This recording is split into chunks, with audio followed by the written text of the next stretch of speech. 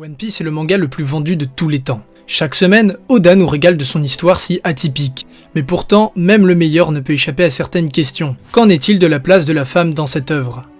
Salut à tous et à toutes, c'est Flippies, et oui, aujourd'hui nous allons aborder la place de la femme dans One Piece, sujet incontournable pour les shonen. En effet, le genre s'adressant principalement à des ados masculins, il est fréquent que la femme soit là presque uniquement pour le fanservice afin d'attirer plus de lecteurs. Et même si c'est une pratique fréquente et presque un passage obligatoire pour les shonen, ça va parfois un peu loin, réduisant la femme presque à un objet sexuel uniquement et n'ayant aucun autre intérêt dans l'histoire. Mais alors le rôle de la femme dans One Piece suit-il la même logique ?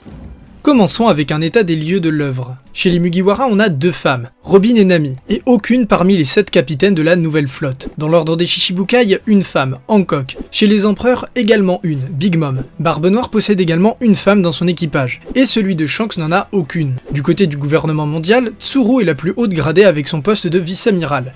Elle a été rejointe par Ina qui l'a obtenue durant les 2 ans. Tashigi, elle, monte en grade au fil de l'histoire, et il est fort possible qu'elle obtienne un grade assez important vers la fin de l'histoire. Chez les 5 doyens, aucune femme. On constate que les femmes sont donc clairement en infériorité numérique. On continue avec les personnages qui poussent Luffy à se battre. Dans l'arc Arlong, Nami pleure pour être sauvée de l'emprise des hommes poissons sur son village ainsi que sur elle. À Alabasta, Vivi, la princesse, pleure pour que Luffy l'aide à sauver son pays de Crocodile. On continue avec Enies Lobby où Robin pleure pour être délivrée du gouvernement mondial. À Amazon Lily, cette fois c'est Hancock qui devient amoureuse de Luffy et est complètement à ses pieds. Sur l'île des hommes poissons, Shirahoshi, une autre princesse, pleure sans arrêt et appelle Luffy à l'aide. Et enfin à Dressrosa, la fameuse princesse Rebecca à 80% nue qui pleure et appelle Luffy à l'aide. Avec ce genre d'énumération grossière, on pourrait en conclure que la femme dans One Piece est une pleurnicheuse bien gaulée, bonne à être sauvée, et qui une fois sur 2 est une princesse. Bien entendu, il s'agirait d'une énorme erreur. Les personnages cités ne se résument pas aux fonctions que je viens d'énumérer, et ça fait toute la différence. Il faut aller plus loin que 2 statistiques et un résumé grossier tourné à notre avantage. Nami et Robin se sont battus toute leur enfance pour survivre et gagner leur liberté, et Usopp, Chopper, Sanji, Brook ou encore Franky ont déjà pleuré de nombreuses fois, et parfois même beaucoup plus. Ce n'est donc pas propre aux femmes chez les Mugiwara. Vivi a infiltré un réseau mafieux pour sauver son royaume, et tout comme Shirahoshi, elles ont fait preuve d'assez de sagesse pour éviter une guerre alors que n'importe qui d'autre n'aurait pas réussi à prendre sur elle pour éviter une guerre. Hancock va tellement loin que c'est comme Franky lorsqu'il pleure, c'est juste de l'humour et c'est un trait de caractéristique exagéré. Et à Skypiea, Connis, que je n'ai pas cité tout à l'heure, s'est montrée très courageuse et pas particulièrement casse-pied ou pleureuse. Même Rebecca, qui est tant critiquée, notamment par moi, a quand même risqué sa vie dans le Colisée de Gladiateur un grand nombre de fois alors qu'elle était à peine adulte. De plus, elle a été élevée par un jouet qui lui a forcé à apprendre à se battre pour survivre face à un des pirates les plus dangereux du monde qui voulait absolument sa mort. Peu de personnes, hommes comme femmes, peuvent se vanter d'une telle détermination. D'ailleurs, on peut s'apercevoir que le sacrifice de la mère est assez récurrent dans l'œuvre. On a donc celle de Rebecca, mais aussi Belle-Mère, Nico Olvia, Otohime, Porte-Gazdi Rouge, et je suis pratiquement sûr qu'on en découvrira d'autres. Selon moi, c'est une preuve de la force des personnages féminins prêts à se sacrifier pour ceux qu'ils aiment. Il ne faut tout de même pas oublier le royaume de Queue d'Étrave, car même s'il aborde les 2 sexes, Oda aborde déjà la question des genres dans son œuvre. Et même si cela choque moins au Japon qu'en France, la question du sexe reste toujours un peu délicate. Sans être le seul à l'aborder, One Piece est un des mangas qui touche le plus de tranches d'âge différentes. C'est donc assez rare que le sujet soit abordé dans une œuvre tout public. Je trouve donc ça assez intéressant de le souligner. D'autant plus qu'Ivankov est un des personnages centraux de la guerre au sommet, et qu'on ne s'attarde pas particulièrement sur le sujet. Les Okama sont simplement présentés comme des personnages qui aiment se travestir. Point. Ce n'est pas la peine de les mettre plus en avant parce qu'ils se travestissent. C'est une particularité comme celle de Luffy qui adore manger, ou de Zoro qui adore boire. La parenthèse est fermée, je voulais aborder ce point que je trouvais quand même assez intéressant à souligner. En creusant un petit peu, on se rend compte que le rôle de la femme dans One Piece est un petit peu plus complexe que ce qu'il n'y paraît. Maintenant, qu'en est-il par rapport aux autres shonen ? Quand je dis autres shonen, c'est par rapport aux cas généraux et aux autres gros shonen principalement. Comme je le disais, la présence d'au moins un personnage féminin à forte poitrine et un peu dénudé est presque une obligation pour les shonen. Mais ce critère peut aussi venir de l'éditeur qui veut attirer plus de lecteurs. Après, l'auteur reste maître de sa décision, d'autant plus qu'Oda a déclaré qu'il aimait la façon dont il dessinait ses personnages féminins. Du coup, j'ai déjà évoqué certains points avec One Piece un peu plus haut, mais voici grosso modo ce que l'on peut retenir.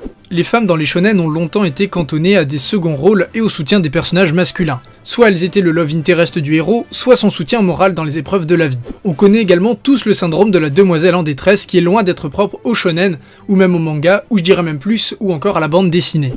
Depuis quelques années, pas mal de progrès ont été faits, mais il y en a au moins autant qui restent à faire. Les personnages féminins prennent maintenant part au combat avec le héros, et nous avons même le droit à des personnages principaux incarnés par une fille, notamment dans Medaka Box, Freezing ou encore Claymore, et là c'est pas des shoujo mais bien des shonen. Malheureusement, on reste toujours dans des personnages assez clichés, puisqu'on retrouve souvent les archétypes de la femme timide, le garçon manqué, ou encore la fille un peu bébête. Bon après il faut relativiser, il n'y a pas que les personnages féminins qui sont de gros clichés, mais elles en sont souvent victimes puisqu'elles représentent les fantasmes de beaucoup d'hommes japonais qui sont donc la cible principale du shonen. Il y a également un point auquel on ne pense pas forcément dans un manga qui traite de baston, et il a tout de même son importance du fait que le débat est complexe à cause de nombreux avis divergents.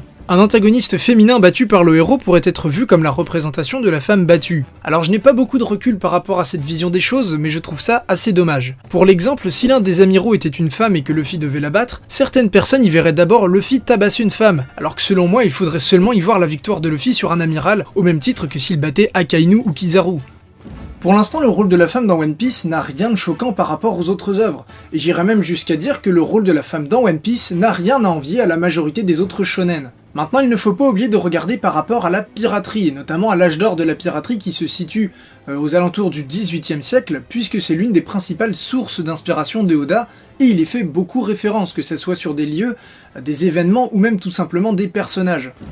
Et en faisant cela, on se rend compte qu'il a inséré beaucoup plus de femmes dans l'histoire que dans le matériau d'origine. Il y avait extrêmement peu de femmes dans la piraterie, c'était un des milieux les plus machistes que l'on puisse avoir. On compte principalement Anne Bonny et Mary Read, et c'est à peu près les deux seules qui ont vraiment été très célèbres. Et ça fait déjà autant de femmes juste avec les Mugiwara. Maintenant, Oda traite énormément de sujets d'actualité. Même si lui-même dit qu'il ne s'inspire pas forcément de notre société, j'ai envie de dire bullshit. Il y a clairement plein de points de ressemblance avec notre société.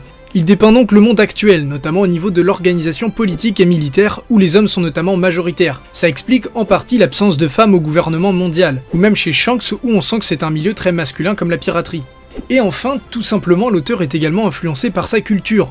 Aujourd'hui, le Japon se retrouve dans les derniers pays en matière d'égalité des sexes, avec à peine 26 femmes sur 100 considérées au travail comme l'égal de l'homme. Score le plus bas d'une étude menée par The Economist. Alors attention, ce genre d'étude est bien évidemment à prendre avec des pincettes, puisqu'on peut faire dire tout ce qu'on veut aux chiffres. On constate tout de même que la femme est souvent associée à des métiers dits féminins comme l'assistanat ou le secrétariat. Et en plus, à niveau d'études égales, une femme aura un poste inférieur à celui d'un homme. Ça rappelle quand même vachement ce qui se passe en France.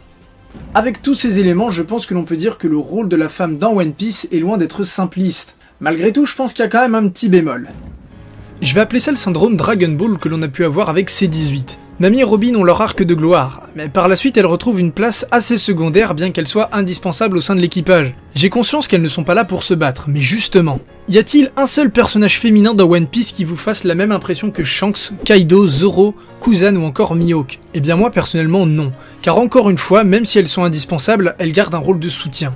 Alors certes, Big Mom et Hancock sont fortes, mais je ne les trouve pas aussi imposantes ou badass que des persos masculins du même statut. D'autant plus que Hancock tire sa force de son physique et que les autres femmes puissantes telles que Big Mom ou Katarina Devon sont laides. À croire qu'une femme un minimum sexy ne peut pas être douée en combat et doit se contenter d'être belle et en détresse. Il faut tout de même garder à l'esprit que cette caractéristique physique est commune aux deux sexes. Les hommes au physique normal, attention je mets de grosses guillemets, sont très musclés et après on a des apparences totalement délirantes avec Moria, Kuma, Kaido, Barbe Noire et j'en passe. Ces physiques ne sont donc pas forcément propres à la femme, mais par contre, les hommes normaux, encore une fois je mets de très grosses guillemets, c'est-à-dire les hommes à peu près de notre carrure, très musclés, sont généralement très forts comme Luffy ou Zoro.